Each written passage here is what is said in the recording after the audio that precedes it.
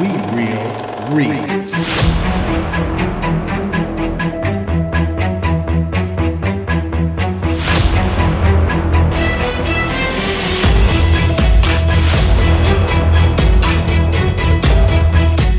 Welcome to We Real Reels, the monthly podcast where we review old movies to find out if they are as good as we remember, or if they make you want to be naughty for Christmas. I'm your host, Panda Brandon, and with me is the beautiful Koala Sam. Hello.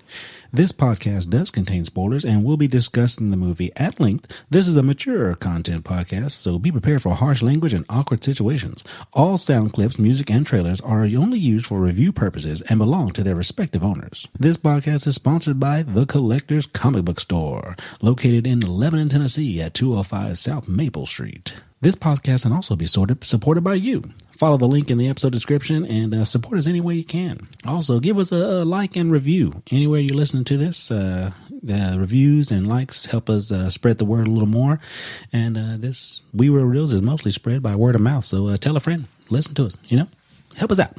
Help us out. As you know, when we do our horror movies with just the Koala and Panda, it's a little bit shorter, but we get straight to the point. But as Koala doesn't get a lot of time, we're going to let her tell us what she's been doing and what she's going to do. Hey, watch it, pal. What have you been doing? What are you gonna do, huh?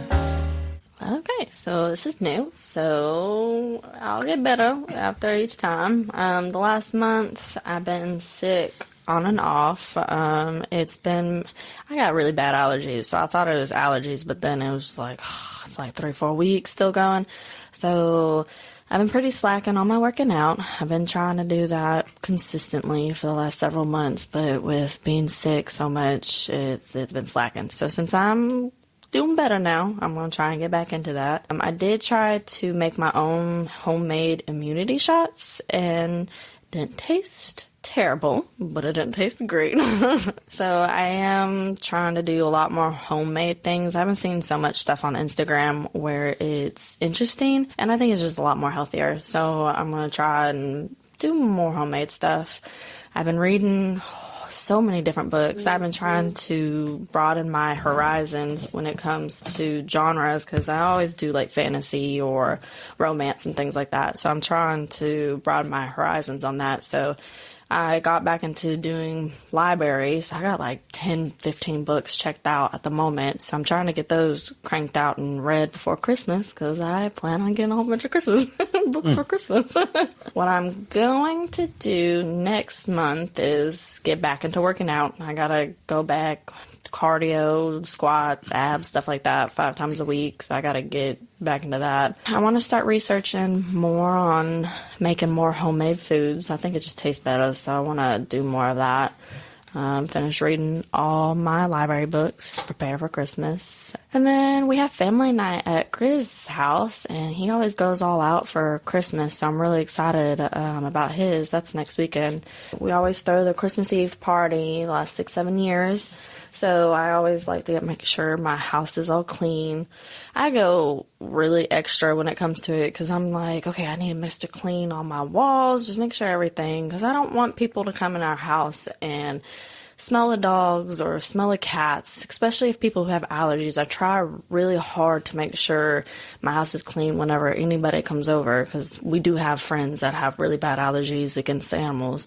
So I try to make sure it's clean, so I kind of get really stressed out when it comes to holidays. So I got to get the house ready for that, and then just enjoy the Christmas Eve party. That's all right. Sound like you got a lot of cleaning to do. Yeah, because our house is always dirty. We got 2 dogs, a cat, a child. House is always a mess. Thank you for that, Koala. Sounds like you got a busy month ahead of us. Yeah, because I'll be doing all the cleaning. Play mode. So I do have a hypothetical for us this month. What if the boys from night before were punished by Krampus for being bad on Christmas? How do you think that movie would go? I think it'd be wild, because the night before they did shit ton of drugs and alcohol, and they were all over the place, and they were all about partying and just getting that last hoorah out. I don't think it would go very well. I think they would stay in whatever hell Krampus puts them in, and they're gonna live it up because the hell would be all the drugs and partying and stuff. And that one, I don't know the names, but that one guy that was not, I don't want to say he was immature, but he was not the one that's like, he kept trying to live in it, and they were kind of like, okay, like, I got a Joseph Gordon-Levitt's character, Ethan. Yeah. I think he would enjoy it. The other two would be like, okay, I'm ready to get out. Okay. Well, let's go ahead and get into it.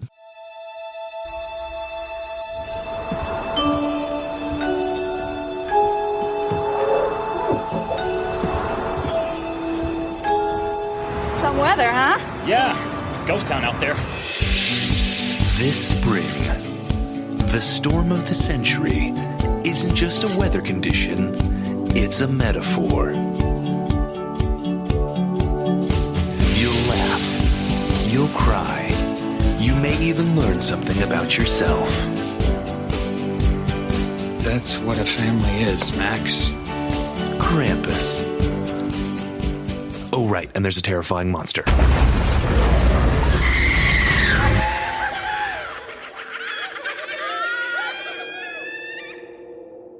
We are doing the Christmas horror comedy movie, Krampus, 2015. Where to watch this at is you can watch this on Peacock, or you can buy it on physical or digital. It's rated PG-13 and was directed by Michael Daughtry. Daughtry? I think it's Daughtry. I don't ever pronounce words right. Daughtry. Who also directed Trick or Treat, Godzilla, King of the Monsters. He was the writer for X-Men 2, Urban Legends, Bloody Mary, Superman Returns, X-Men Apocalypse, and Godzilla vs. Kong. So he's got a pretty good little repertoire there. Yeah, it sounds like it. This movie is starring Adam Scott, Toni Collette, Davis Koechner, Allison Tolman, Conchata Ferrell, MJ Anthony, Stephania Lavi Owen, and Krista Stadler. This movie came out on December 4th, 2015. Other movies that came out in December of 2015 were Mission Impossible 5, The Ridiculous 6, Star Wars The Force Awakens, Alvin and the Chipmunks Road Trip, Extraction, Daddy's Home, Point Break, the remake, The Revenant, and The Hateful Eight. This movie made $61 million on a $15 million budget. Dang. How about that? They're making some money. Yeah, so I say it did pretty good. Mm-hmm. Let's go ahead and get into this the plot of this bad boy. While the holiday season represents the most magical time of year, ancient European folklore warns of Krampus, a horned beast who punishes naughty children at Christmas time. When dysfunctional family squabbling causes young Max to lose his festive spirit, it unleashes the wrath of the fearsome demon. As Krampus lays siege to the Ingal, I think it's her last name, Ingal home, Mom, Pop, sister, and brother must band together to save one another from a monstrous fate. Sounds pretty interesting. Pretty interesting indeed. This one was I thought this one was pretty good, you know? Mm-hmm. Good holiday movie here. You don't get a lot of horror comedies about Christmas. Is this literally the only one? I mean, well, Beyond Violent Night. That one just came out, last year, the year before that? I'd say that probably action comedy maybe, but not horror. But we open up in the first scene. We're at a mall on Christmas Eve, and they open the doors up, and shoppers are trampling people to get to the deals they want, and it is just a scene of chaos. Products flying everywhere, people are fighting, security guards pulling people by the hair, dragging people. This is sad. Like, this is actually how Black Friday used to be, 5-6 years ago? Like, people would get injured.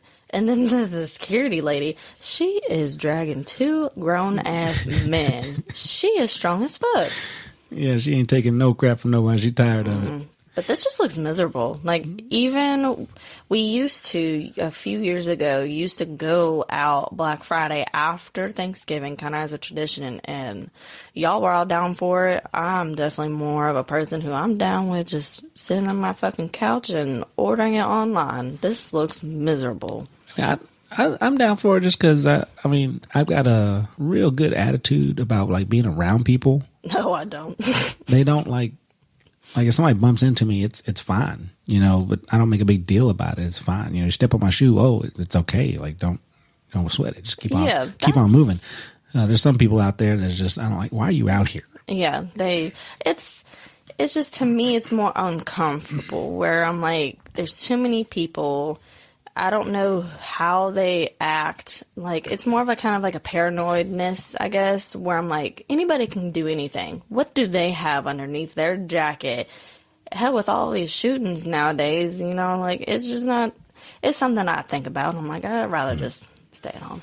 Well, somewhere in this store or mall is a stage where we see a kid dressed as a reindeer fighting another kid dressed as a wise man. Why are they not stopping this? They are legitimately just all watching until his parents run up. Like, it was a couple minutes that they were fighting before they got pulled apart. And the old lady on the piano was just smiling in her own world, just playing the music, having a good time. Also, this seems like it's a part of the mall. Is this for school, or is this just something that just like, oh, just come sign up at the mall? Because I didn't. It was a recital, but I just didn't get a feeling on. I guess it doesn't really matter, but I'm more of a detail-oriented person. Yeah, well, this is a play in the mall. So there it is.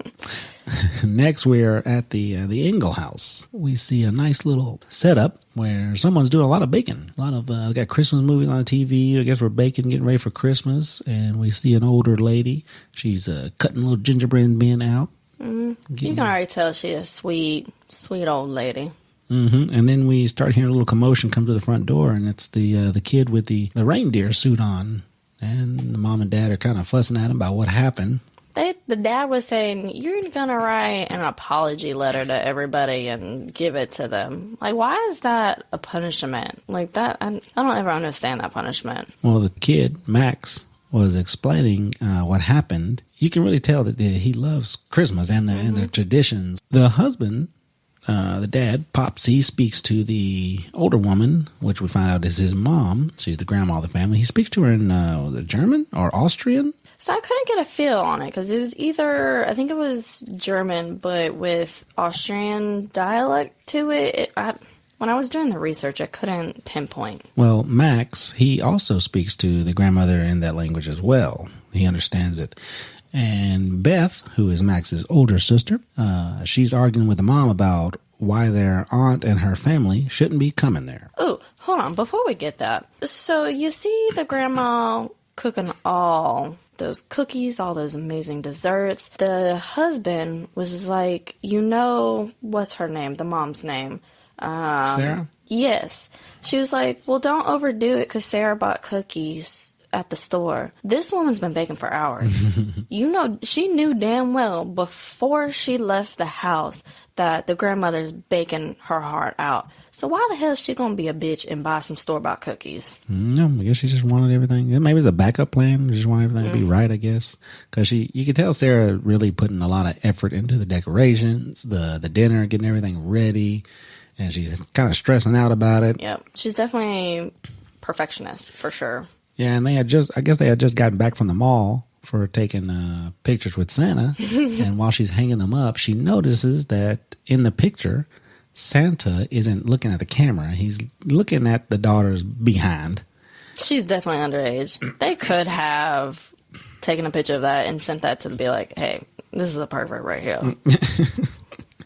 You need to check who you are hiring because, okay, if he's looking at a 16-year-old's behind, you got little girls and little boys sitting on his lap. That's creepy as hell. Well, Max in the kitchen with the grandma, he asked her if she believes in Santa, and she said naturally. Hold on, you're missing some pieces. She said, but I also believe St. Nicholas is what you make of him, that to believe in him is to believe in the true spirit of the holiday, the spirit of giving, of sacrifice. But she gets this faraway look in her face. Oh, yeah, she kind of blankly stares off for a second. She is a top-notch grandma. She is cooking. She's being very loving. She's kind. I'm already in love with this grandma. I got a soft spot for grandmas, but I really like her. Okay. Well, we go back upstairs, and Beth is in her room on a video call with her boyfriend. telling him about how crazy the family is, and then they're coming, and that she'd rather be over there with him. I don't know which one it was, if it was the boyfriend or Beth, but they were saying that Sarah's going to be popping some Xanax. If she is that stressed out, she needs to be laying some boundaries on her family or something. Like, this should not be something that you are dreading a holiday just because some family is coming over. Well, the whole house starts rumbling like an earthquake. Good Lord. And I don't know if it's because of the sound or the actual weight of the vehicle, but it's a little ridiculous. Everybody feels it. And then There's no way it's that powerful. And then the doorbell rings. And that's when the wife, Sarah, opens up the door for her sister, and their family starts to come on in. Yeah, they look nothing alike. And it's her sister and their 3 kids. The boy, the son. Oh, Howie. Howie comes Howie in, Jr. and he is kind of off. Yep. He just stares while Sarah's talking to him. You know, hey, how you doing? What's going on? And he just... I don't think he ever... Mouth open and everything. I should have Googled it, but I don't think he has any lines. I don't recall him saying one word in this whole movie. Well, next is the husband, and he comes in and just drops all the gifts in there. It sounded like something broke. Mm-hmm. But... And he blames it on Tommy, the dad. And he's like, good going, Tommy. And then they bring their dog, Rosie. Which they did not ask. Which, she's a cute dog. Like, bulldogs are pretty chill animals. But if you are about to come to somebody else's house, you don't know if they have allergies. You don't know anything about the house. You gotta ask permission to bring anything over. Yeah, well, Max, he asked Howie, what did he ask Santa for this year? Nothing. Just blank staring again. Yeah, while he's talking to Howie, he doesn't say anything. He just stares at him. And the other twins see Max's note in his back pocket. Max has a little note there in the back pocket. Sarah's sister has a surprise. The aunt. It is the aunt. Another thing. One, you don't ask permission to bring your dog, and then you just bring in a whole ass human that you didn't even ask either. And then she's just like, the first thing, she's like, Christ on a stick. Why not shovel your walkway? I could have broken a hip. Like, no Merry Christmas, how you doing? It's been a while. You just walk up complaining. Like, no wonder she don't want her in her house. Yeah. Yeah, well, she just walks on in and goes straight to the kitchen. And Tommy, you know, he asks, he says that the family, is there another child? How you gonna leave a baby in the car? They left a baby in the car. Yeah, she's like, oh my goodness. How you gonna forget? Sarah talks to Linda about, you know, the pain in the ass that the aunt is. Pretty much she didn't want her there. You know, she doesn't want the aunt there, and I guess Linda didn't want her either, but she had nowhere to go, so she brought her. To my understanding, Linda was there to give her Christmas presents, and she just walked out with the fucking suitcase in her hand, like, I'm coming along with y'all. Can't really say anything about it. Yeah, well, Howard, he goes out and gets the baby, comes back in, and tells Tommy just to set this little baby pen thing up anywhere you want to. Yeah, go ahead. Like it's his house, like it's Howard's house. It's Tommy's house. What the hell's going on? I guess this is family for you, you know? Around the holidays, this is family. Yeah. Well, the aunt earlier, when she went in through the dining room, you can tell they got money. Like, it does look pretty fancy, but Aunt Dorothy was just coming in. She's just throwing some shade from the start. She's like, it looks like Martha Stewart threw up in here. Mm-hmm. Yeah, she's tired of that. Well, they all sit down for dinner a little bit later on, and Howie just burps right out loud. And Howard, the father, loud and obnoxious, like, that's my boy right there. That's my boy. And then, no manners. Yeah. And Tommy's like, yeah, that's yours. Mm-hmm. They just keep taking little tiny jabs. Yes. I don't know if Howard and them noticed how tired Tommy and Sarah are of them. It's like they don't realize. They have to know. They have to know, but I just don't think they don't care. This is where Howard, you know, he talks about, what was he talking about? His truck or his guns or something? I think it started with the guns. Yeah, and Tommy was like, you know, why you need all that? And he was like, a shepherd has to protect his flock. I don't know if I don't know. He don't look like he is knowledgeable enough to protect anything. Howard is the type to, people don't live up to what he's done. He's done everything awesome and everything cool. Because Tommy had mentioned being in the Eagle Scouts, and he was like, "What'd you learn how to do there? Tie a knot?" And Tom was like, "No, we learned real survival skills, So at the dinner table, and even Linda takes a little jab at Sarah, talking about how she worked on this food all day.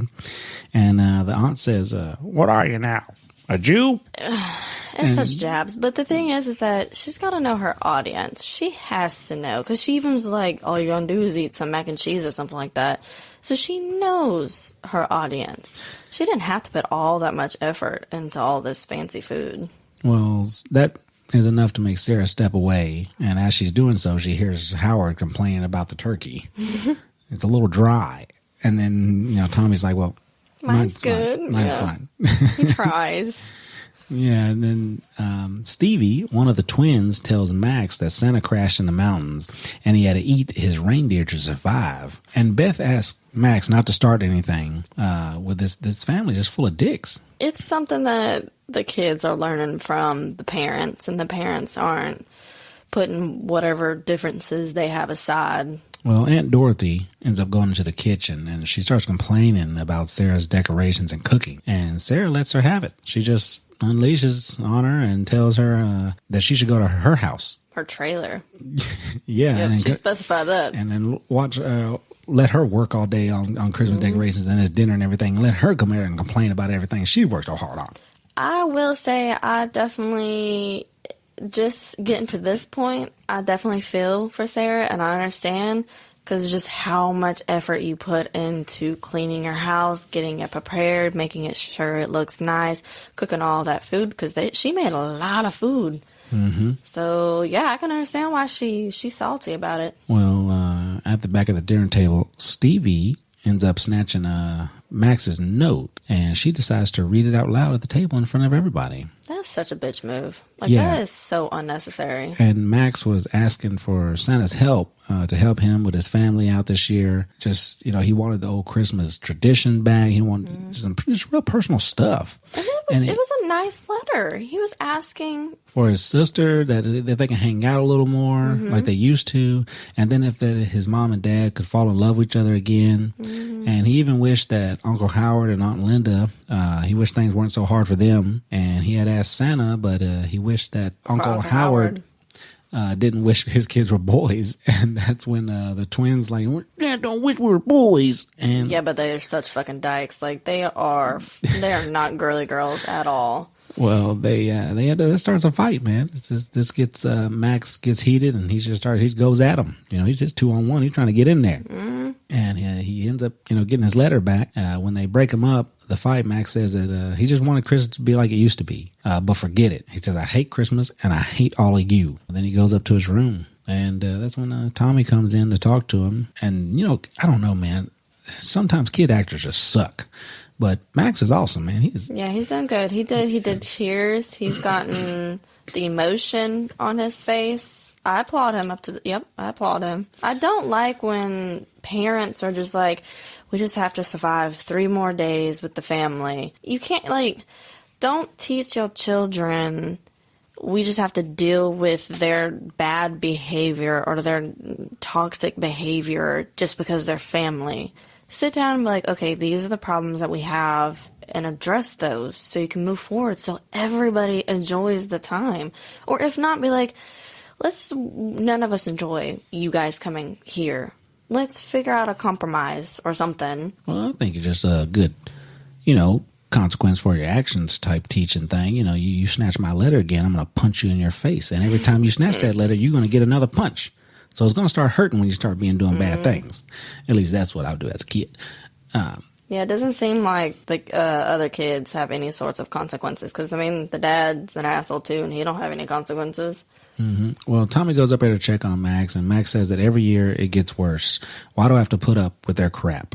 Just because they're family? And Thomas says that, this is how family is. This is what people try to be friends, and you don't have a lot in common. This is just it. Mm-hmm. At the end of his letter, I was able to pause it and read it a little bit. I snagged the part where he wished that we liked having Aunt Dorothy around more because I think she's pretty funny, but I also wish she would stop pretending she hates hanging with us. And it was so friggin' sweet. At the end, he was like, thank you for giving me Omi. Like, he was asking help for all these family members. And Omi is just one of those badass grandmothers that she's just there. And he's just like, thank you for giving me her. And Tommy was like, there's still time for us to put this letter in the mailbox. And, you know, Tommy leaves and Max, you know, he stares off at this letter for a while. And it's like, you know what? He might still mail it off to Santa. But I guess he had second thoughts. And he takes that letter, he rips it up, throws it all out the window. I don't understand why he had to throw it out the window. Doesn't he have a trash can in his room? Like, you littered. And as soon as he throws it out the window, it begins to snow. And dark clouds coming, just like rolling in. Yes. Like, it remind me of the Child's Play when you're doing that little chant. Abu da dim bella, give me the power, I beg of you. Yeah, it did remind me of that. Yeah, and then the clouds start rolling in. Well, the whole neighborhood is under this cloud now. And it is December 23rd. Mm-hmm. The next day, and Max wakes up to see the snow has covered everything, and there's a giant snowman out in the yard that wasn't there last night. I will say creepy snowman. It wasn't just no giant snowman. It was a creepy ass snowman. It's so creepy that if I was the Max and I would have seen that is something that I would be asking every single person, hey, who built this snowman? Pointing it and looking at the thing, because he did ask his mom and dad about it, but no. I would go to everybody and ask. Well, we do see that Tommy is trying to get the fuse box to work because the power's out. And Max does try to let them know that there's something outside and that the phones are dead. Which is weird because even when the power's out, the landlines still work. Or they normally do, but not in this case. Everything is shut off. They suggest to go and check with the neighbors. But Sarah's like, most of them are out of town, and the rest of them don't talk to us anymore. I did you catch it? One of the neighbors said the Lamberts are out in Florida, and that was my maiden name, so I was like, hey, I had to write that one. Well, there's a knock at the door, and it's a DHL delivery man who drops off a package. And Linda goes out there and signs for it. But how did this guy get in this area? I don't fucking know. Like, they said that the roads were closed down. I don't know. Like, why is he putting his life on the line just to... Through rain, sleet, or snow, okay? They take an oath. And he is serious about his job. Well, while Linda's out there signing for it, she notices this huge Santa-type sack. And the delivery man's like, no, that's not one of mine. But, all right, have a good day. And she gets Howard to bring it in while the twins are in there wrestling each other. I would not be bringing in a random bag. Like, you don't know what's in it. It's like, you don't know who it's from. Ask them who owns the house. Hey, are you expecting this big package? Anything could be in there. Like, nope. But I noticed before they opened the door, Sarah was throwing massive fucking attitude towards Omi because she told Max to go get Omi. Can you get her out of the fireplace before she burns the house down? Bitch, she's creating heat. You should be thanking her. You should be learning from her right now, not be throwing some fucking shade towards her. Well, Beth tells her parents that she's texted her boyfriend several times and he hasn't answered, which isn't normal. So she's asking if she can go over there, and they say yeah. I will correct that. The dad said that it's fine. Sarah was really hesitant about it, but then Dad was like, oh, she'll be fine. It's a fucking blizzard. You allowing your child, 16-year-old child, to walk a few blocks to go see her boyfriend to make sure there's no service, there's nothing. It's just like, that is such a, like, no. I don't care. No, that's just dumb as fuck. Well, they do tell her that she has 1 hour and she has to come back. Jordan and Stevie, you know, like I said, they were in there wrestling, and Howard's like, yeah, that's how you do it. Let me show you how it's done. Just coaching them. And Omi, she's making some hot chocolate and says that it'll make everything better. Well, we see Beth on her journey down the street. It's so fucking stupid. She's walking through this blizzard, and the wind is just crazy, and there's snow everywhere, man. It's covered everything. Everything is iced over, and it just seems a little dangerous, you know, to let your kid go out in this. It's so fucking... She's not wearing storm clothing. She could easily get hypothermia. The bitch is walking in the middle of the road. She ain't walking on the sidewalk or anything. She can't even see that close. So if anybody was actually driving, the bitch would have gotten run over. Like, it's so fucking stupid. So stupid.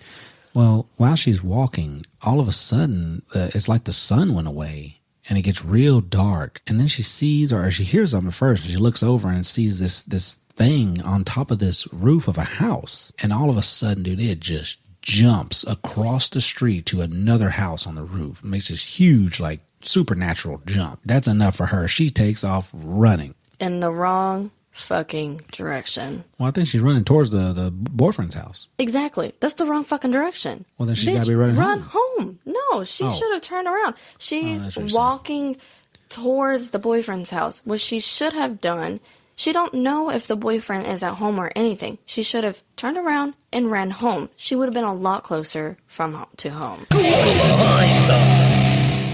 Well, she ends up running into the DHL delivery van, and she wipes off the window to see if there's a driver inside, and he is inside. And he has been frozen solid, but it looks like he flash froze. It looked like something scared him, and he just froze like that. That was kind of weird way to die. So she crawls up under the van. So she's waiting on her stomach up under the van, looking around, and all of a sudden these huge hooves just drop down. You can hear these jingle bells with every step. Like, tring, tring, tring. The creature walks all around the van, and then it jumps and just disappears. Which I'm pretty impressed. Like, you get your first glimpse at this. You don't know who it is, what it is. They did a pretty good job. I'm impressed with it so far. Yeah, I'm glad they didn't use crappy CGI for this. Agreed. But when this creature jumps away, you start hearing this little bing, bing, bing, bing, bing, bing, bing, bing. And she turns around under the car and sees this little, like, box, like a jack-in-the-box.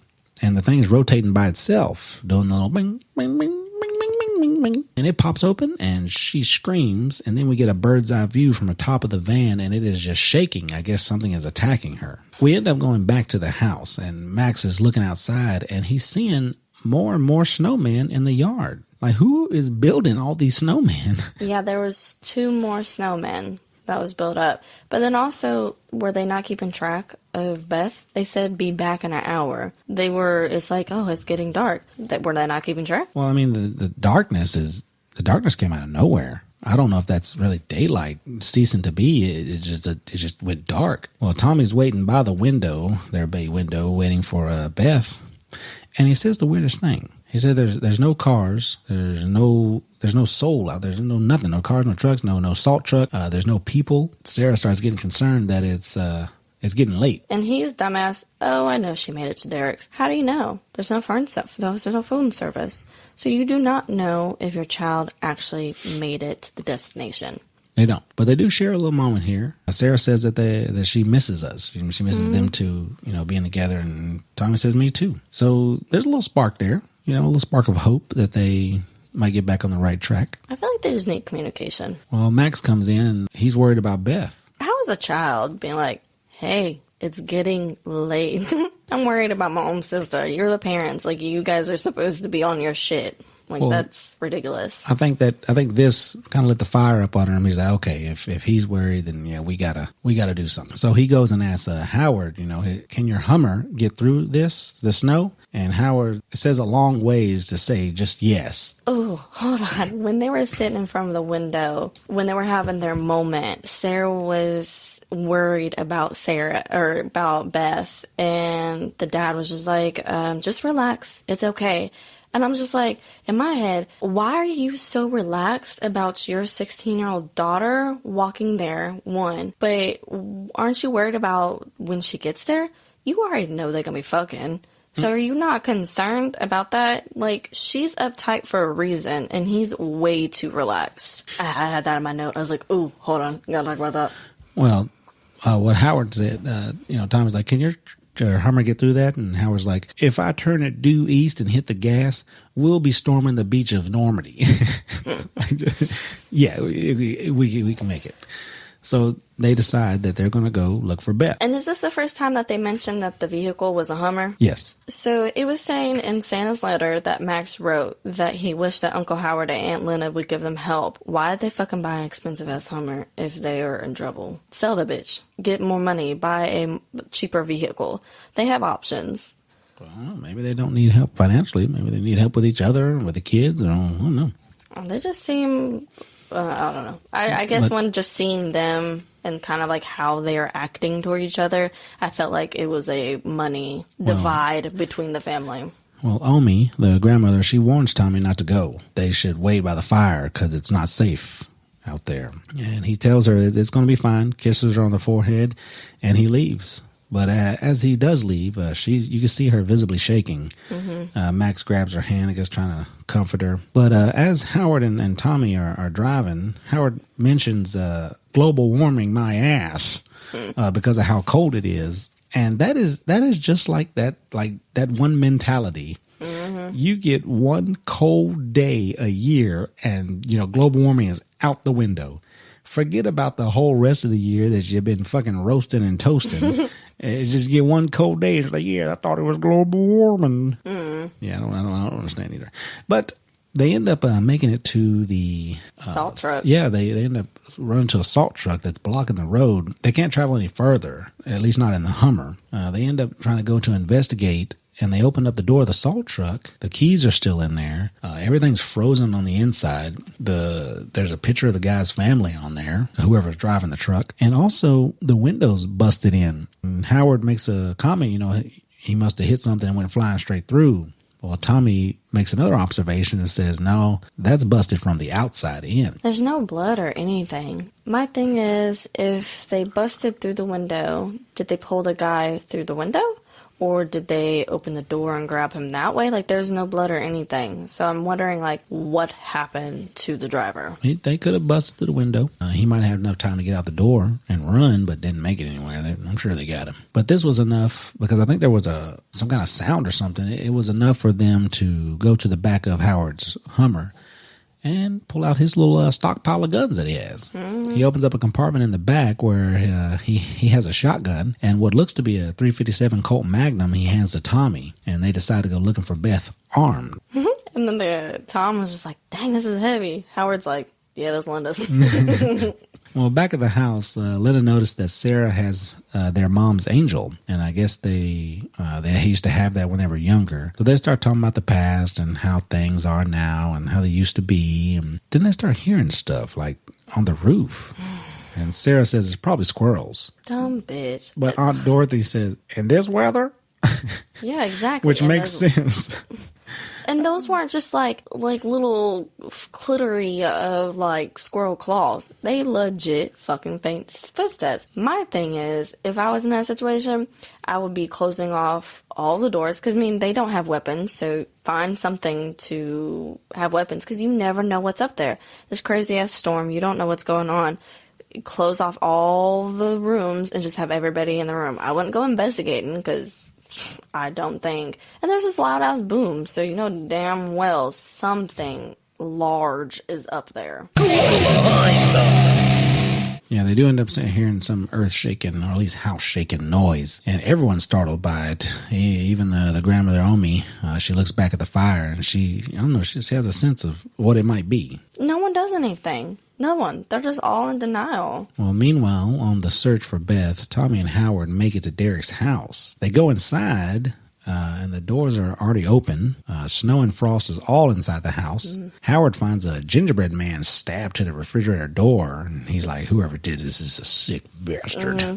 Some things are kind of thrown through. It didn't look demolished, but it's definitely somebody kind of ransacked a little bit. Tommy finds a picture of Beth and Derek at prom, and Howard says, okay, hey, we're going to find your daughter. So they see kind of the place fucked up. They see something, there's something has happened, but neither of them are paying attention. They're not swiveling. They're not watching each other's backs. They could have done better. I don't know. If they were in a gang area or something, where trouble is known to be, but this seems like some kind of animal, and they really don't have no clue what it is. They do end up noticing by the fireplace this huge crack up the wall, like something big has come through that fireplace. They end up noticing some hoof prints, and Howard's he says it could be elk or a goat, but it's really big. Tommy says that what kind of goat walks on its hind legs? And then they hear a scream. Mm-hmm. And Tommy and Howard, they run outside, and they can hear Beth's screaming for help. But the snow is up to their knees now, and they can't see up under it,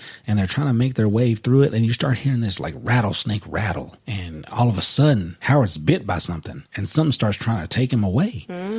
Tommy comes over to the rescue, starts trying to pull him, but he's no luck, so he just starts shooting off into whatever, It for real trying to get him. Looked like he was about to shoot Howard for a second. gotta put you down, but I don't want you to suffer. Let's put you down. Well, they end up shooting and getting away from it, but Howard he's injured pretty bad. So whatever it was bit his leg pretty good. So they end up getting back to the Hummer, and it is destroyed. So I completely understand Tommy picking up Howard, helping him, and they walk. Did he completely forgot that they heard his daughter screaming? Were they just like, fuck you, Howard is hurt, we're gonna find backup? Yeah, I think it was probably that. Logic kicked in more than emotion. If he were to go out there while Howard's injured and get attacked by that thing again, he could get injured, and then they would both be screwed. Then nobody be finding Beth. That's true, I guess. Tommy seems more logical, and I think this Eagle Scout skills are kicking in because he said he had survival tools that he learned in there, and I think Howard should be appreciative of those now instead of making fun of them. I would think so, yeah. Sarah and the family hear the gunshots, and she decides that, I'm going to go out and look for him. You guys stay in here. I'm going to go out there. So she gets her coat on. Before she can even leave, they bust through the door. Howard is starting to freak out, and he tells them what happened. But as he's telling them, he's like, Tommy says, no, not here. He don't want to... Freaking out all the kids. And he don't want to scare create everyone. A panic. He said, he just made up a little bland story like, it's nothing. It's all right. We'll address it later. Which, the kids know something has happened, but still. Sarah asked Aunt Dorothy to go to the kitchen and help with the kids. Tommy asked Omi to also help. Aunt Dorothy was like, I'm going to teach you guys how to make some peppermint schnapps. She an alcoholic? What's going on? Yeah, she gotta be. And so, they're gonna end up she's gonna end up let them drink some peppermint schnapps, man. Give it a try. Yeah, well, Sarah's to ask about Beth, and Tommy tells her that if she wasn't at Derek's, then I don't know where she is. I would think this would be another thing. I know they had a very terrifying experience outside, but after they explain what has happened and gone through that process, I would have told the guys, hey, we heard some faint footsteps and then a loud boom upstairs. I would definitely make sure that was a known thing, just so everyone is aware. And also, there are dudes that can go upstairs and check too. Yeah, that's true. Like I was saying, when Sarah asked about Beth, Tommy tells her that if she wasn't at Derek, she might be somewhere safe. And Howard says that they can't go back out there. It's a he damn near got frostbite under 4 minutes. So the temperatures are dropping, and there's something outside attacking them. Linda wants to get to the truck and go, but Howard tells her the truck is gone. Mm-hmm. Something destroyed it. What'd they name it? They named the Hummer. They named the truck. Was it like Lucille or something? Yeah, something like that, because he kept saying the name. So they start trying to come up with a plan, and Tommy says it's best to stay put and board up the windows. As soon as the weather breaks, they'll go find Beth. Which is a pretty solid plan. That's pretty fucked up to just think the two parents are going to be okay with their daughter pretty much missing, unknown, but it's the best bet for everybody. Mm-hmm. And once everybody calms down, everyone gathers in the living room while Tommy and Howard are boarding up the windows and doors. They prepare to all sleep in the living room and just ride it out. Mm-hmm. Howard and Tommy are talking, and they kind of have a little heart-to-heart where Howard tells Tommy that I'm sorry for thinking you're such a spineless dick for all these years. Which that was mighty high of Howard to apologize. He kind of apologized in a fucked up way, but he still apologized. Yeah, that's true. And as they're looking out the window and they see more snowmen out there, Max... Which they keep zoning. That was the third time that they kind of like zoomed in on these snowmen. Or I'm starting to think like, are these the humans that the Krampus collects? Like...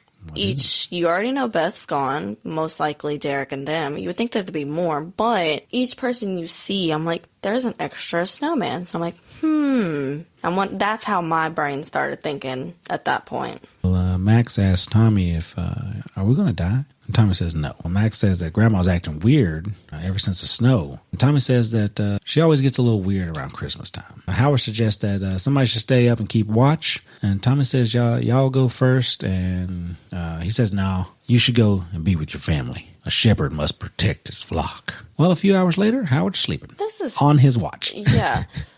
You have how many people? You have 2 men, 2 wives, Omi, and kids. They could have had a husband and wife watching together. Like, that's what they should have done. Had 2 watchers. And especially Howard. He's injured. You don't know how much blood he lost. So he could be getting lethargic from the blood loss. Like, that's stupid. And then also, he's supposed to be watching everybody, but also keep the fireplace running. He's injured. He has a leg injury. There's no way that he would be able to comfortably get up from his bench seat, walk all the way to the fireplace, put more logs in there, and walk back. It was just not a good solution for him to be first watch or on his own. So you would have chose somebody else, huh?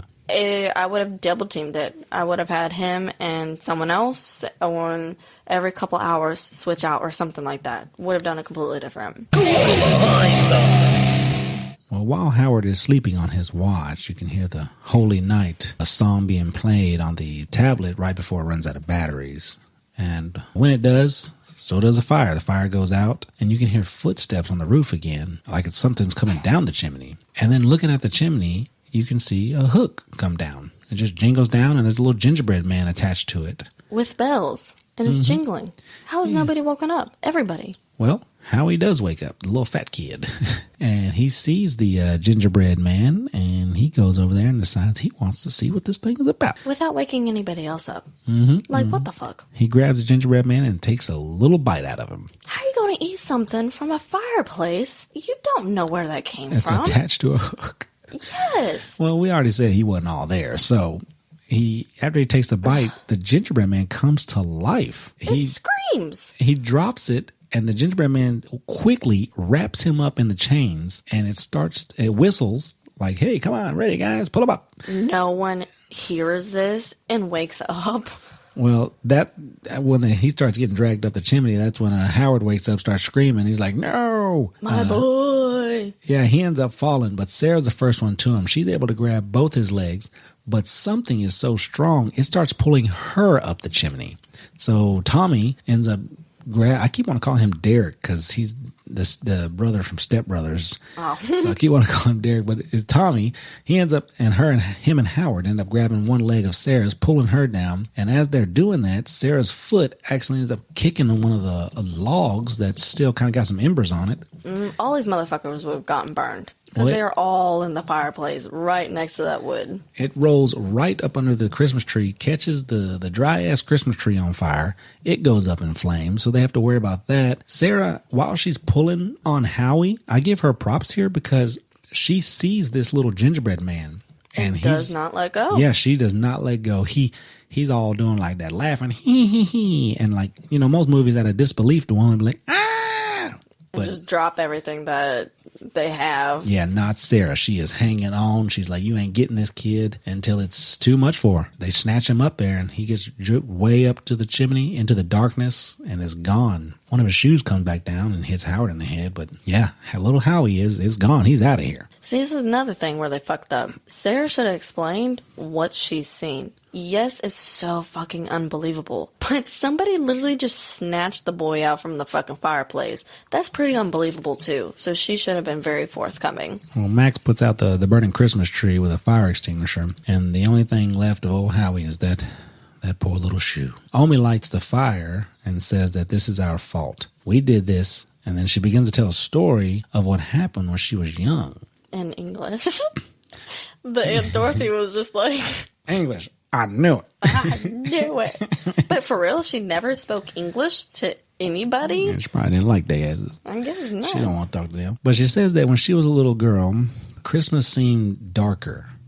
But she still believed in the magic and Christmas and then hope and enjoy the joy that they could find again. Other people didn't. They were fighting over scraps. I guess it was a real impoverished area. Yeah, she was in a line waiting for bread. This little girl, why in the hell is the parents not doing that? I don't know. Maybe she snuck off to get them bread as like a gift or something. Maybe. Very unsafe because she was the last person to get bread. So everybody got all upset and started attacking each other and took her bread. So it was a very unsafe situation. And they had forgotten the spirit of Christmas. And her family was no different. Yep. Eventually, everybody gave up. Even her.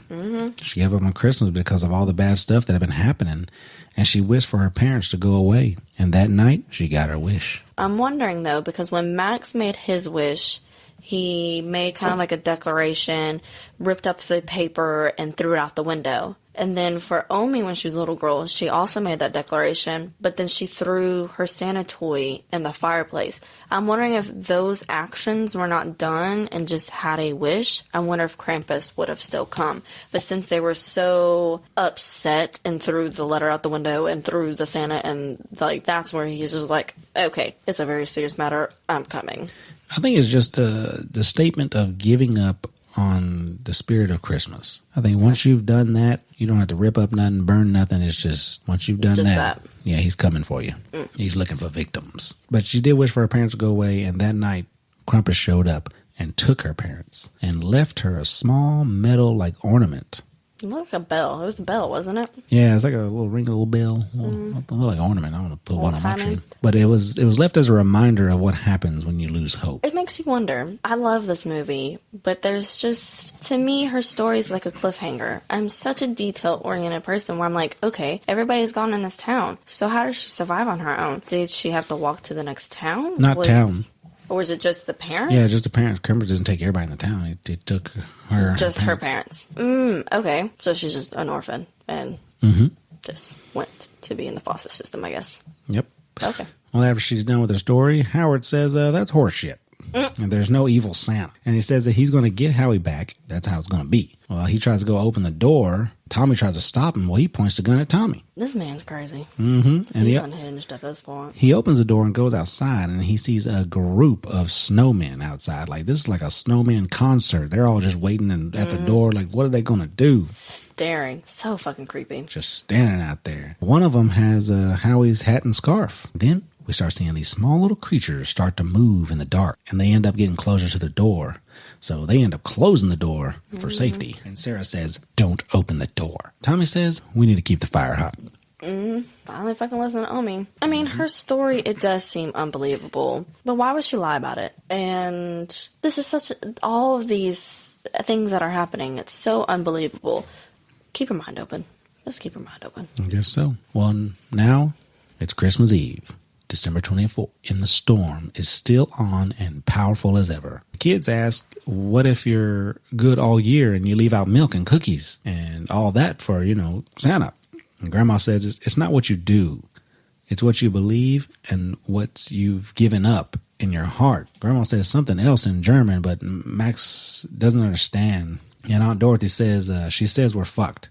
And Max is like, how do you know? You speak that? She said, Aunt Dorothy says, I'm old enough to know when life is coming at you with its pants down. Tommy and Sarah, they're talking about when it took Howie. Tommy asked Sarah, what did you see? Sarah just says, do you believe that story? Talking about Omi's story? I don't know exactly what he says, but this could have been a perfect opening for her to explain exactly what she saw. Because she didn't really want to talk about it. Like, put it all out there so everybody knows. He says, do you? She said, I don't know what to believe anymore. I just know that I'm going to go outside and look for Beth. Yeah, she crazy. But Tommy said that he was going to get Howard and Linda because he had a plan. Yeah, Tommy has an idea. So they get Howard, and Linda's looking at Christmas gifts that were wrapped for little Howie. Mm-hmm. Well, they were burnt. Like, remember how the tree went up in flames? So she's rewrapping everything. And then she finds this one that's half burnt.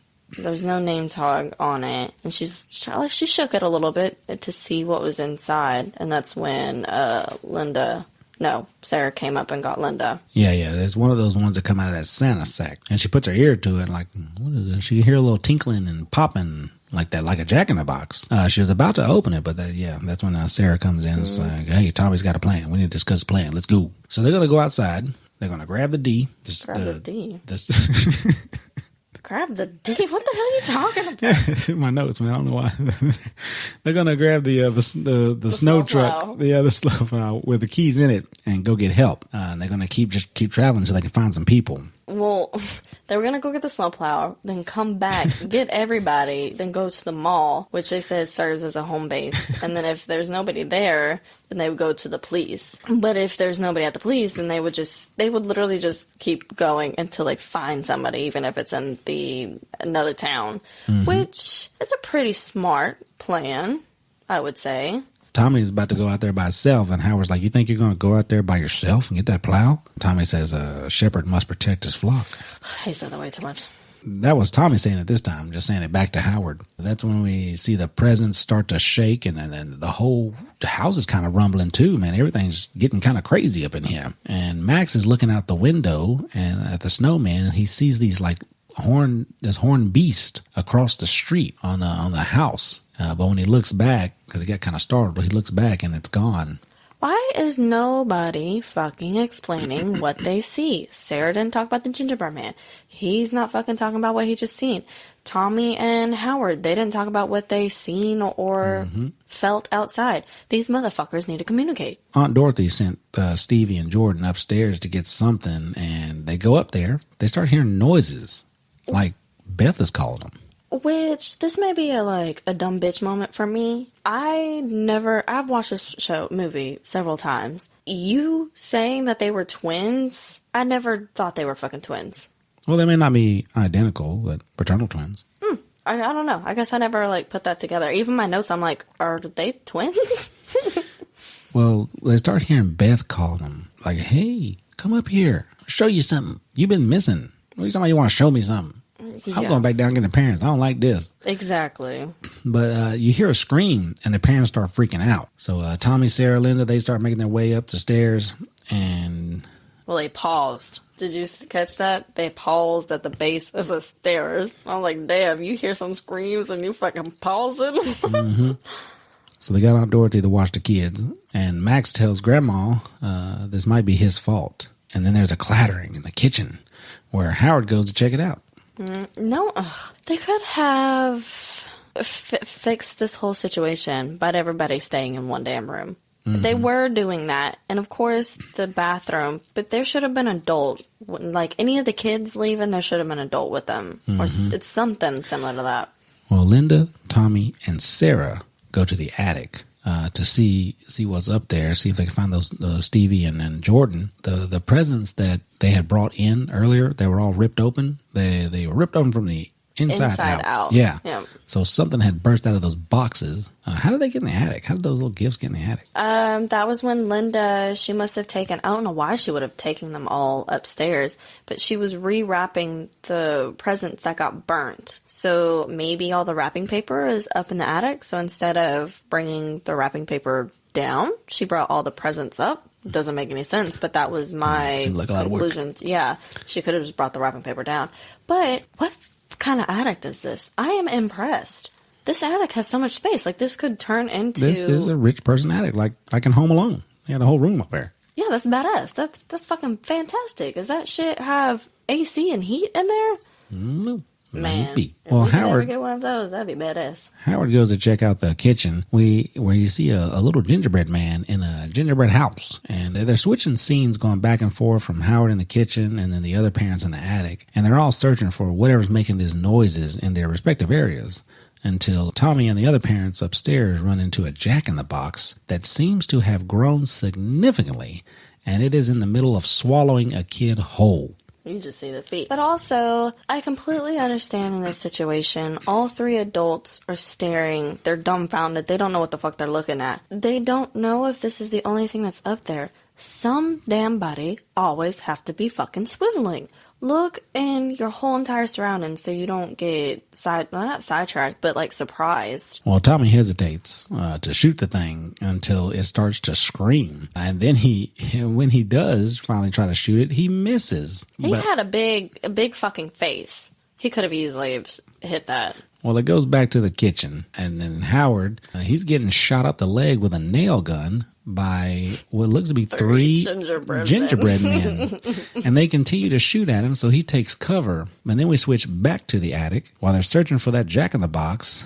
When they look up, and they see this creepy angel puppet thing, which attacks Sarah right in the face. And, she's trying to get that thing off of her. And Linda tries to help her, but as she's trying to help her, this stuffed bear with sharp teeth comes and bites her in the arm. So everybody's getting attacked up here by these toys. While I'm looking at them, Tommy has the gun, Sarah has the hatchet, and Linda has the hammer. The gun that Tommy has is Linda. Why does Tommy have the gun? It's Linda's gun. You would think that she would know how to shoot it. She could have shot the jack-in-the-box in the head. I don't know. Just because you have a gun don't mean you know how to shoot it. Take yourself, for example. True. Well, your ass hasn't taken the shooting. And so we go back to the kitchen where Howard's trying to defend himself from this nail gun, and they end up running out of nails. So he takes his shotgun and he shoots this lantern that's on the kitchen little island, which blows up. And then all three gingerbread men are on the floor. They looking like explosion survivors from, some kind of car bomb or something.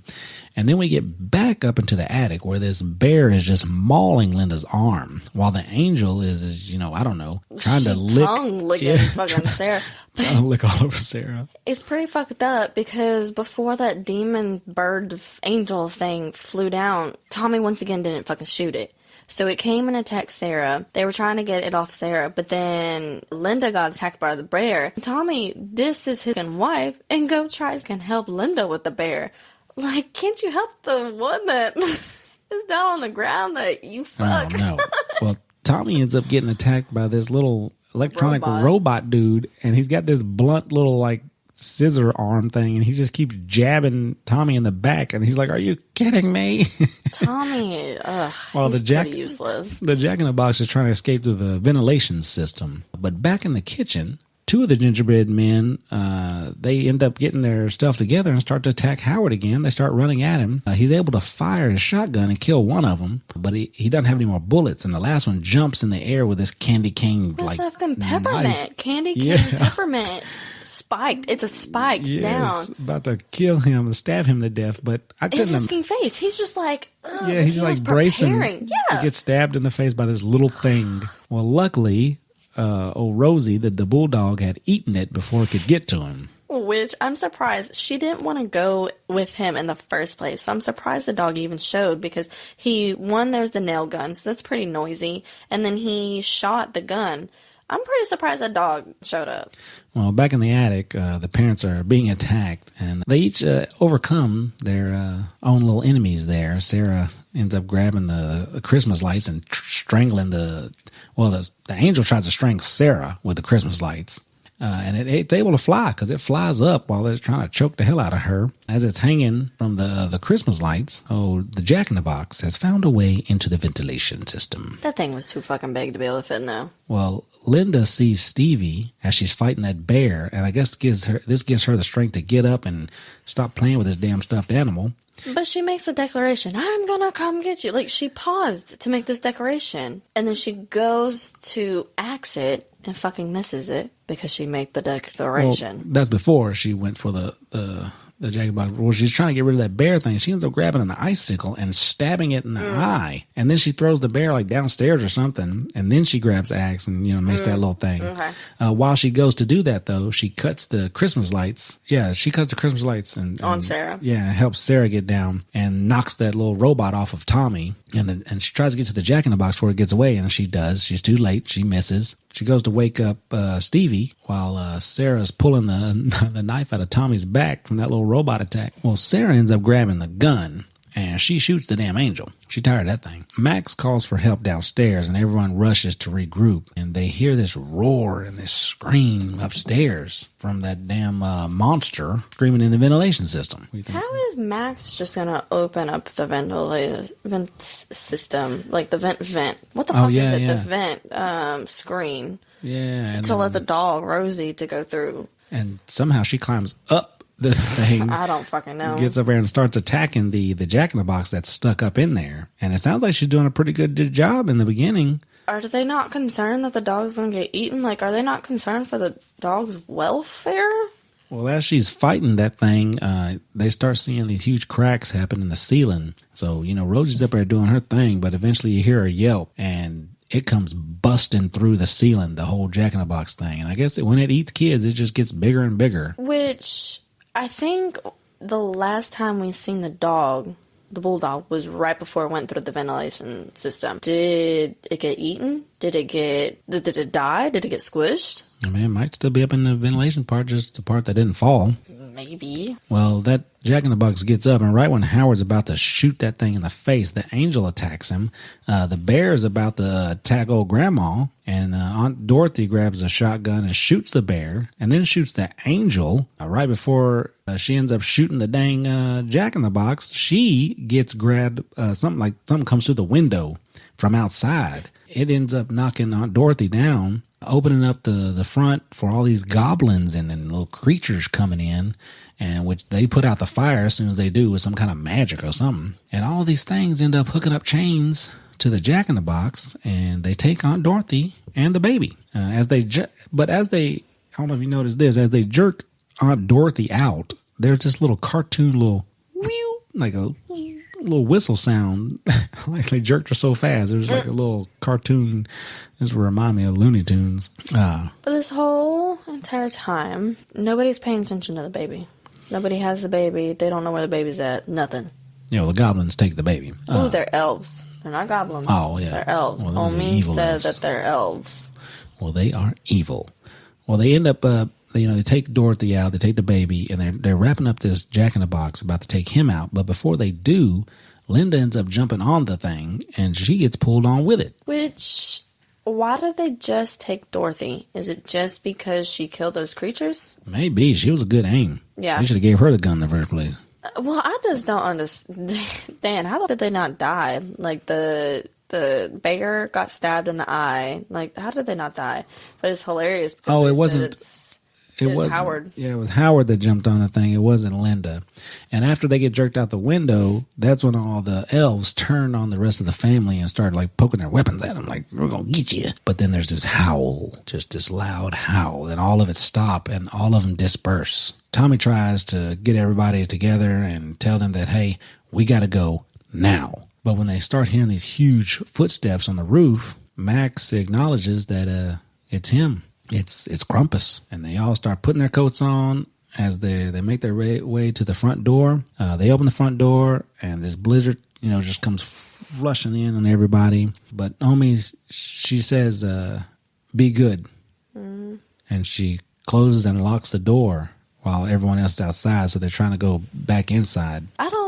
Was she just trying to stop him, or maybe to have a conversation, because then maybe he would recognize that she was a little girl from years ago? Yeah, I think she tried to sacrifice herself to just save the family.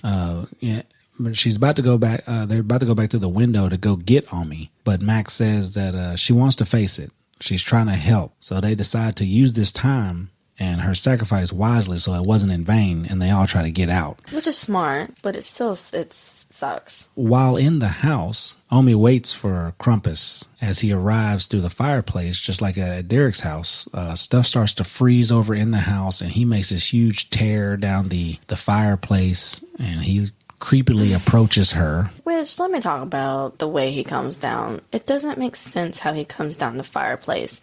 He comes down hands first, then his head comes out. He's a big ass mother. But then when you first see him step out, he puts his feet first. So how is he coming down head and hands first? And then he's able to just turn in the fireplace to put his feet out on the floor first? It didn't make sense. Yeah, he's some kind of creepy creature.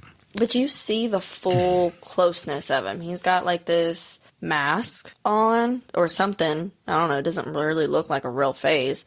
He's hunchback. He's got some big ass long creepy hands, and he's just covered in a red suit or red coat with bells. Mm-hmm.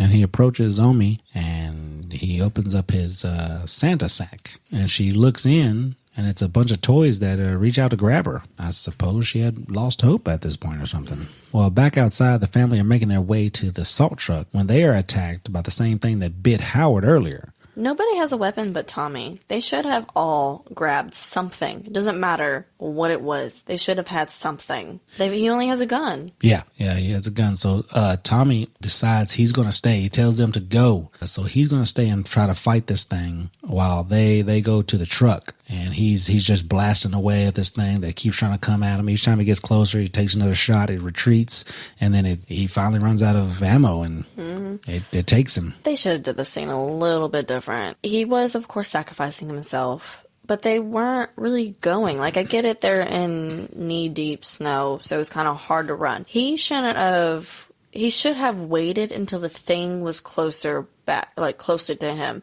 because obviously he's not a very good shot. So he should have waited until it was a little bit closer to have a better chance. Well, the family ends up making it to the salt truck, and as they're getting in, Linda's grabbed, and she starts to get taken away. And Sarah puts the kids in the car. When she turns around to go help Linda gets pulled underneath the snow, and so does Sarah. So the only two left are Max and Stevie. And Max tries to start the car, but it doesn't work. And Elf starts trying to attack the car. Well, before that, he was like, I don't even know how to drive a stick. We have a hybrid. So he wasn't going to be able to drive the damn snowplow anyways.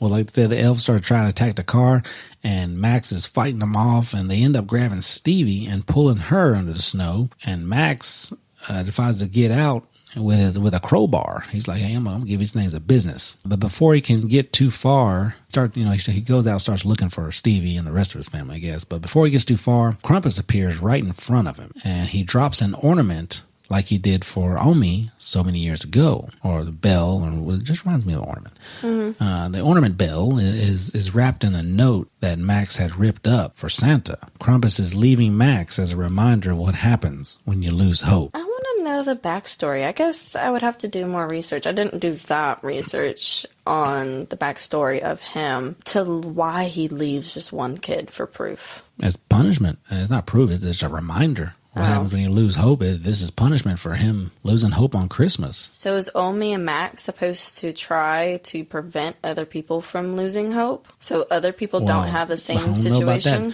I know that they should never ever lose hope again. Yeah, exactly. But Max doesn't take this, man. He doesn't give up. So he starts walking, and he hears his family screaming, and he sees Krampus gather around some kind, for some kind of ritual. He gets a person's attention by calling him an asshole. That's when Krampus is like, what? And he tells Krampus that he takes his wish back. He takes it all back, and he throws the ornament bell at Krampus's feet and tells Krampus to give him back his family. I think this is the part where you see the faces of Krampus and the elves, like a really good look at them. I think this is one thing that they should have done better. Once I'd done the research, I understood it a little bit better, but there's no movement to the faces. It just looks like a mask. So I wish they would have done better with that. They are wearing masks. Yeah, but I wish you would have seen how they truly looked and not just wearing these masks. I wish there was movement to it. Yeah, but I don't need to see it. It's mystery, it's a monster. It could be whatever you want behind that thing. It's ugly. It's a creature. Then you do see it and you're super disappointed because it's not what you wanted it to be. But he does have those goat-like eyes, so that's kind of accurate to the hooves and everything. Well, Krampus, then he reaches out to Max because Max is crying.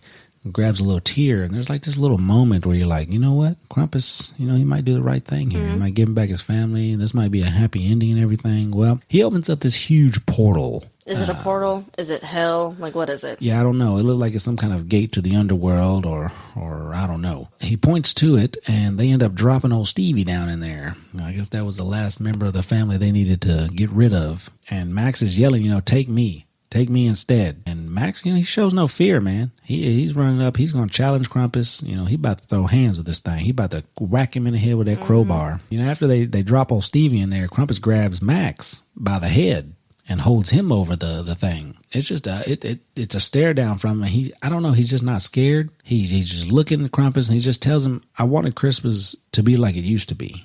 Well, he apologized first. He was like, I'm sorry. Like, I think he realized the situation and he 100% takes back his actions. But I have so many questions. Like, was this all a dream? Like, what the fuck is happening? Yeah, poor Max. Well, Krampus decides to go ahead and drop his ass. Yep, dropping him right down to the gates of hell. After that, screen goes black, but then white again. And Max wakes up in his room on Christmas morning. With the electricity working, the storm is past, the sun is out. No creepy-ass snowman. He goes downstairs to find his family. And all are being nice and happy with each other, and everybody's okay, and they're opening presents. Max feels thankful, that everyone's happy, and Christmas feels like it used to be. So, he goes down and starts opening up gifts with the family. They give Max a gift, and he opens it up. It's that ornament bell thing that Krampus has given Omi, Krampus have given Max. And that's when everybody kind of sober up looking at it. Yeah, he picks it up and everybody's like... I feel like it was kind of more of like a bad dream that everybody kind of had, and they seen it and they're like, oh, was that actually real? Like, what the fuck happened? Yeah, they start looking at each other and start remembering all the ways they got snatched or died or whatever. The camera kind of fades out, and you start hearing the Santa Claus is Coming to Town song starts playing as the fire rolls a little stronger. They all start looking at each other, kind of confused, and the camera fades out from the house and reveal that the house is inside of a snow globe that I guess is inside of Krampus's workshop or something, or his trophy room. There's plenty other snow globes. There's a bunch of other houses, and maybe he keeps them all these families for eternity. And they live the same day over and over again? I'm not sure. That was my thing. That was my questions. Are they stuck in the house forever? Like, are they able to go to the store? Like, is it the same day over and over again? Like, do they die? Like, what the fuck? So many questions. But it shows a room full of snow globes everywhere. And if you look closely, there's a couple of familiar houses in this room here. You can see the McAllister's house, and you can also see the house from the Griswolds from the Christmas Vacation here. Oh, that's cool. I'm just playing. I made that up. Oh, you fucking asshole. I was about to say, damn, that's... It would have been pretty cool. My question with all those snow globes. So since Max took back his wish and truly regretted it and all that stuff, does that mean all of the kids or whoever had those wishes, did they also take back those wishes? And that's how all those snow globes are created? Is the people take back their wish? I'm not sure how this works. I mean, I think everybody Krampus takes, he just puts in some kind of snow globe type thing. Do you think Omi's parents are in the snow globes? Yeah, I would say so. I think if he took them, then yeah, that's where they're at. So many fucking questions. Yeah, it is kind of weird. Well, after this, it pans out. The camera pans out to see the whole workshop and all this stuff in there, and these animals kind of attack the camera, and the screen goes black, and the words go up on Krampus. How was that? Yeah, because that house, looking at the snow globes, is just a house. There's no yard. There's nothing. So they would be stuck in the house. Yeah, but they're looking out the window and they're seeing their neighborhood. So I don't know how this works. Maybe it's like they're not actually in there, but this is something where Krampus can always keep an eye on them. Maybe that's kind of the situation there. But so many questions. As you know, this is the portion where we bring you some extra special facts that maybe you didn't know about the movie. Extra, extra, hear all about it.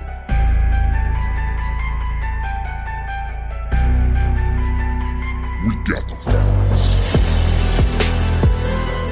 We're going to start off with me here with the creature's designs. The intricate and eerie creature designs in the film were crafted by the Weta Workshop. Known for their work on the Lord of the Rings trilogy, the team put a lot of effort into bringing the nightmarish versions of holiday characters to life. What you got, Koala?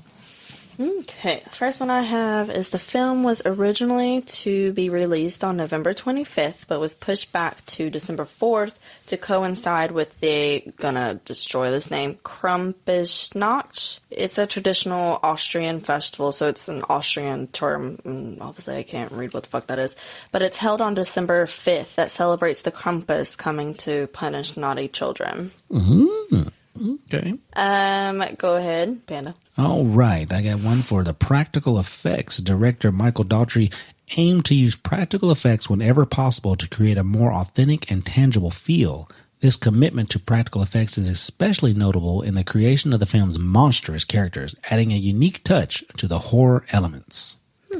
Yeah, I really, really, really enjoyed that. I really, like, whenever you can use practical, please use practical, not CGI, because CGI is just not in the place where, I don't know, people just use it wrong time. You can tell what it is.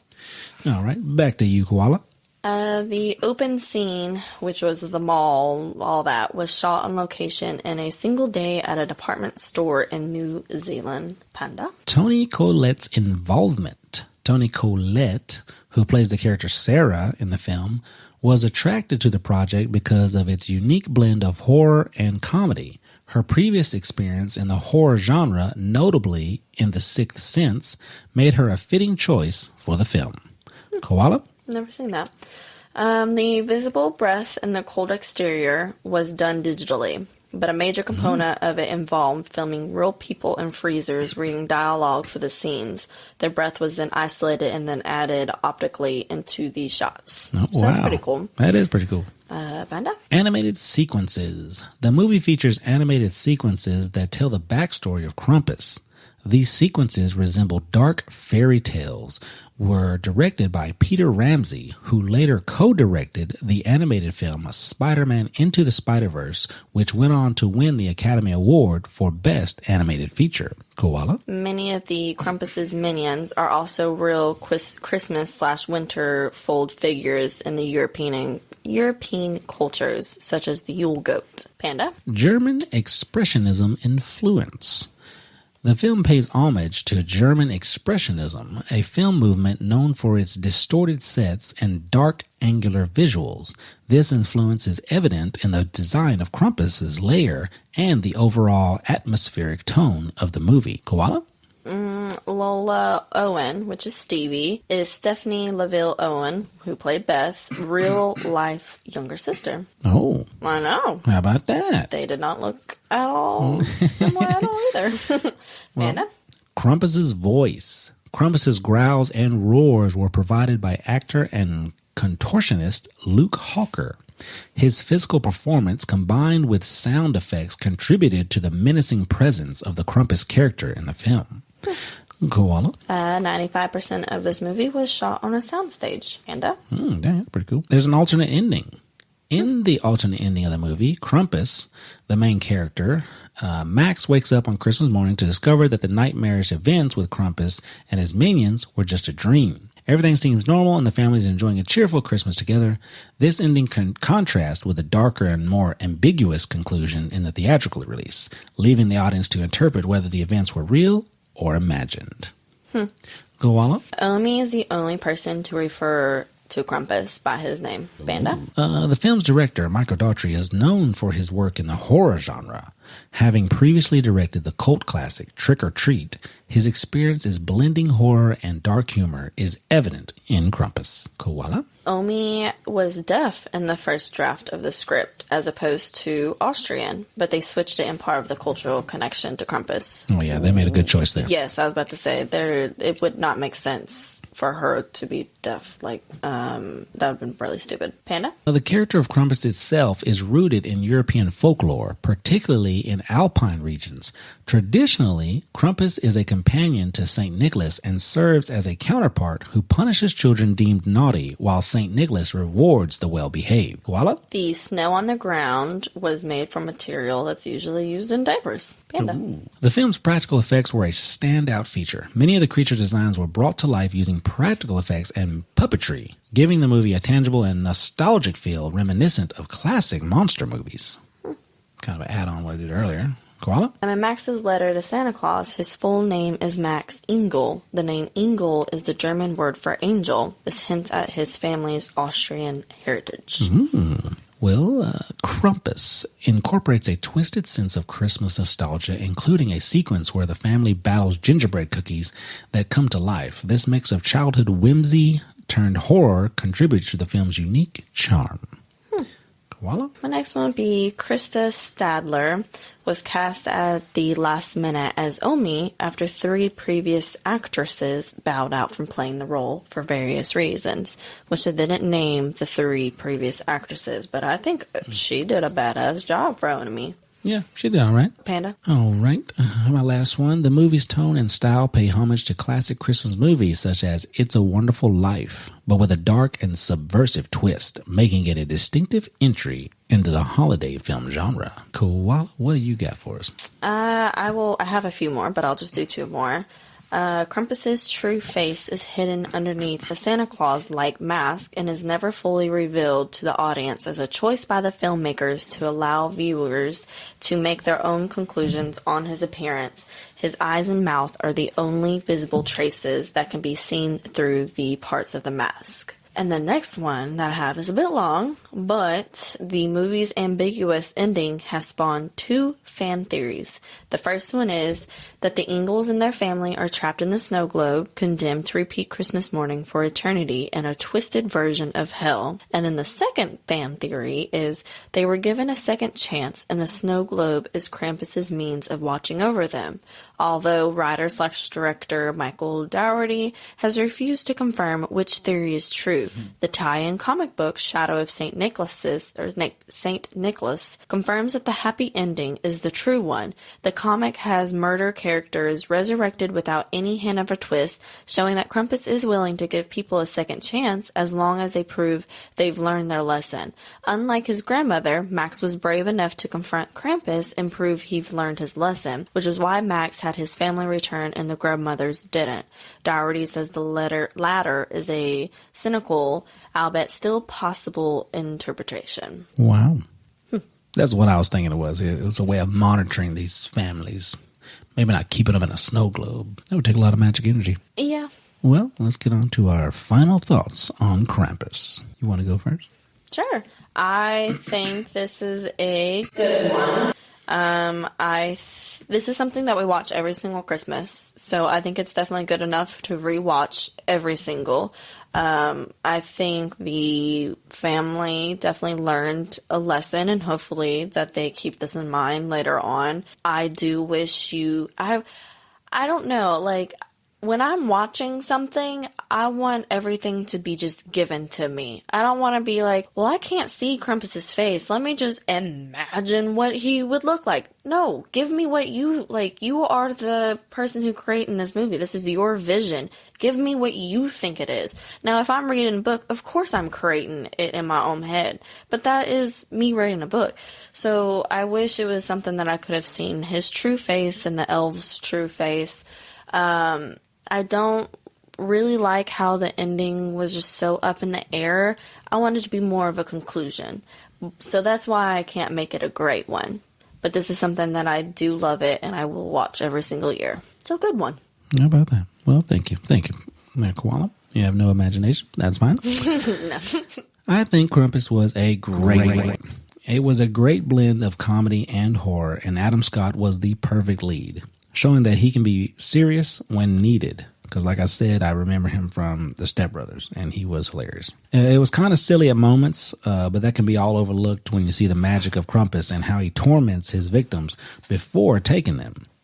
The ending left a lot to be desired in the sense that, you don't know which way it went. I wish there was a more definite answer of kind of which direction it went. Because like I said, there was a lot of possibilities. But leaving it open is fine, but just give us a clue. Is like, okay, maybe it went more this way or that way. Because, like I said, we were talking about, what are they trapped in here forever? Is this magic making it where they don't hunger anymore? They just live the same day over and over again, or what I like to think is that it's just a way of monitoring them when they're not actually in a snow globe. This is just looking at them. But yeah, I wish it was a little more like that, a little more in there. But overall, this is a yearly holiday favorite for sure. Because I can't think of too many comedy horrors that are Christmas related. This is it, really. That's all I can think of. I mean, there's a lot of horror movies out there related to Christmas, but not a good comedy horror like this one. This is something that I can watch every year, and I do watch it every year, and I really love it. I love Christmas already, so this is just it's just awesome. Everybody was cast properly. Everybody did a great job, even the kid actors. And yeah, I would say this is a great one. All right, well, I guess that's going to be it for us. I mean, you have your opinion. What am I supposed to say? At least say, wow, that's a great opinion there, buddy. That was a great opinion, babe. Oh, I really appreciate that. Like, subscribe, wherever you get it, to tell your friends, give us a listen, give us a shout, just give us a try, at We Real Reels. And also, if you have any suggestions for 21 questions or a movie suggestion that we should review, you can email us at werealreels@gmail.com or just shoot us a message on Instagram at werealreels. All right, guys, that'll be it from us. We're going to get out of here. Koala? Bye. All right, guys, keep on reeling.